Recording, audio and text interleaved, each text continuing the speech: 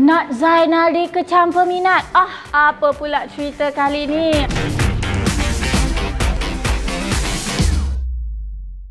Hai, Assalamualaikum semuanya. Annyeonghaseyo yorobun. Anda bersama dengan saya Cema dalam Boom Expose. Untuk pengetahuan anda, Nat Zainal sekarang sedang busy shooting drama bersiri yang bertajuk Dendam Seorang Isteri. Jadi macam biasalah, kalau ada drama baru keluar ke apa ke, mesti akan ada montaj ke apa ke kan, untuk teaser pasal drama baru ni. Jadi drama untuk Dendam Seorang Isteri ni pun adalah montaj yang keluar. Dalam montaj Dendam Seorang Isteri, Nat Zainal mengenakan gaun merah yang agak seksi dan juga menyerlah. Jadi bila orang tengok montaj ni, adalah segelintir netizen yang tidak berapa selesa dengan pemakaian Nat Zainal dalam montaj tersebut. Katanya terlalu seksi dan tidak kena dengan status Nat Zainal sebagai seorang isteri.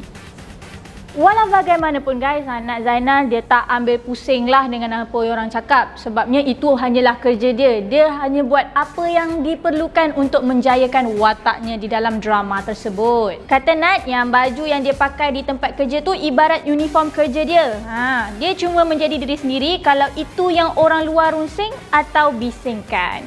Itulah kata Nat Zainal. Dan kalau kita tahu, Nat Zainal ni dia seorang yang all out dengan kerja dia. So kalau seksi ke tak ke, dia tak kisah, asalkan dia buat yang terbaik untuk watak yang dia pegang lah. Itulah dia cerita yang sis nak bawakan pasal Nat Zainal dikecam disebabkan oleh pakaian yang dipakai di dalam sebuah drama yang bertajuk Dendam Seorang Isteri. Jadi guys, seperti biasa, dah habis sis cerita ni, sis nak ingatkanlah pada korang, jangan lupa untuk follow Boom Malaysia di semua social media platform. Kita ada Facebook, Twitter, Instagram dan juga TikTok. Dan jangan lupa dah tengok video ni sampai habis, tolonglah like, komen dan share video ini. Lepas tu subscribe juga YouTube Boom Malaysia dan turn on notification supaya korang akan dapat notifikasi setiap kali kami post video-video baru tentang berita-berita menarik di dalam Malaysia dan juga luar Malaysia. Sampai di sini sahaja video kita pada kali ini. Semoga kita berjumpa lagi di video akan datang bersama dengan saya Cema Yorobun di Boom Expose. Bye bye. Annyeong.